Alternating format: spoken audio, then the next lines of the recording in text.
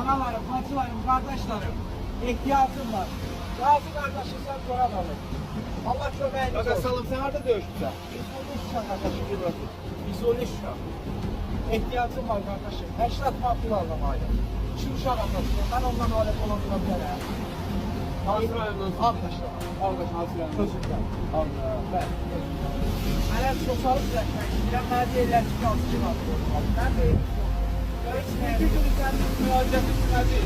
Mənim müraciətim bizim başımıza tükləmək olsun. Başımız kimin nəzərdə tutur? Bir kere taraf prezidenti nəzərdə tuturam. Sonra bizim icra başçımızı xahiş edirəm. Dövlət orqanları aramasın. Ben burada çorum satıram. 2 uşaq atasıyam. Ben 25 yaşım var. Xahiş edirəm bu sana istiyorum. Burada gəlsin döyüşəndə canımızı heç nə için eləyib döyüşür. Allah cəmi şəhidlərimizə rəhmət eləsin. Onları bağışlıqla baş əylər.